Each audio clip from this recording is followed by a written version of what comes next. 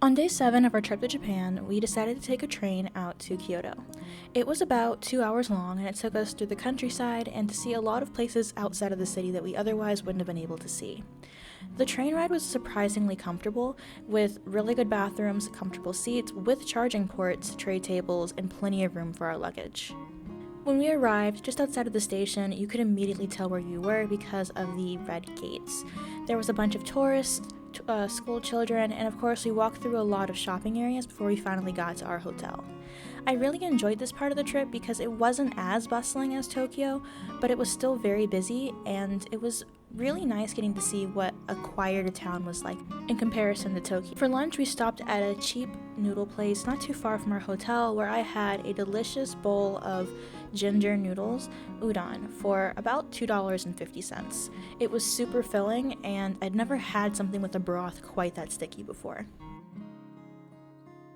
As we walked back towards the temple area, I saw matcha ice cream for sale, and matcha is my favorite flavor, so of course we had to stop and get some.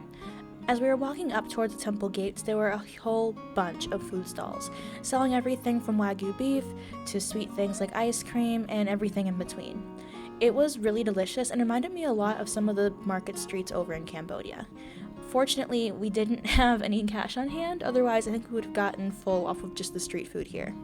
The gates signaled exactly where the street ended and the temple began, and you weren't allowed to bring food or drink over that crossing, so we stopped right outside and finished eating our ice cream before heading on in.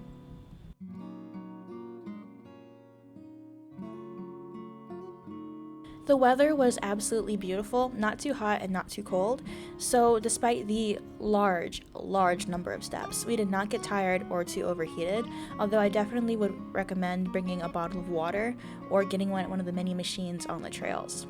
At the very beginning of the trail, you see a whole bunch of buildings that are, the older temples where they sell some rites that you can have, like where you put down wishes, or if you get your fortune told.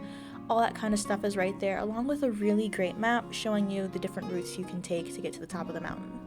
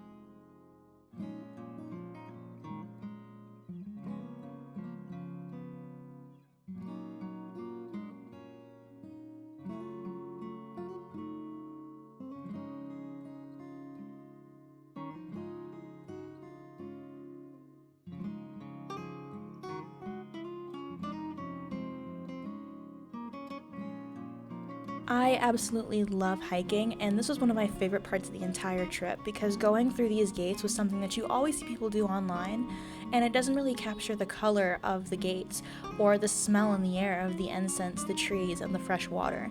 A lot of people wore kimonos that you can rent from a lot of the shops over in town on this hike, but I'm really glad that we didn't because doing this in sandals would have been murder on our feet.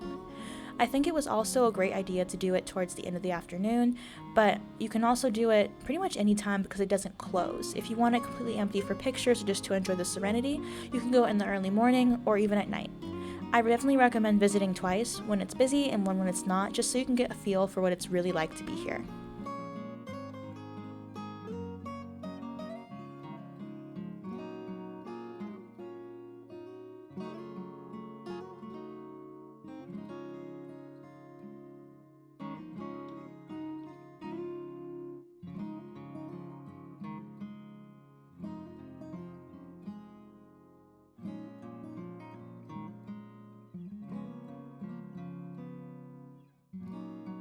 As we approached the top of the mountain, you could see a lot of these smaller stone areas where people would leave offerings at the little gates with names and inscriptions written on them, and they were also really nice to look at, and you were allowed to walk through it and everything as long as you didn't touch anything.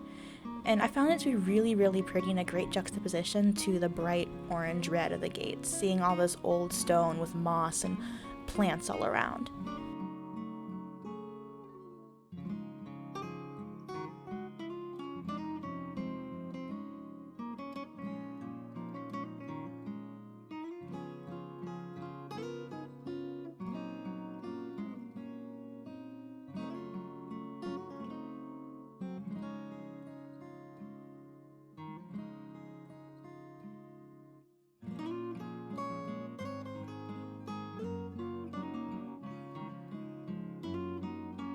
However, it wasn't all old and historic, as there were a lot of actual shops up there that sold souvenirs, as well as some food places, and of course, vending machines. Which, I have to say, coins really come in handy in Japan, and I swear I never use them anywhere else.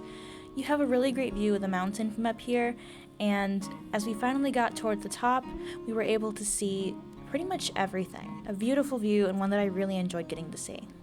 The actual top of the mountain area is pretty empty because a lot of people just didn't want to walk all the way up, and it was really great to have some time without too much chatter or too much company to look at everything. When we were done looking at all the gates and graves and everything up here, we were able to walk back down the mountain through a different path, and it all in all took us about 45 minutes because we weren't rushing and we weren't going super slow either. On the way back down, we passed by a closed tea house that had some koi fish. And to be honest, I think this was a very serene and really great day, especially after so much bustling and hustling in the city and going to Disney parks. I definitely recommend Kyoto if you ever go to Japan because it's pretty close to Tokyo and it's someplace that definitely has a completely different vibe. If you guys have been to Kyoto, let me know what you guys think. Do you think you'd want to visit here? Are you an outdoor person, or would you prefer to spend the day at Disney? Let me know in the comment section down below.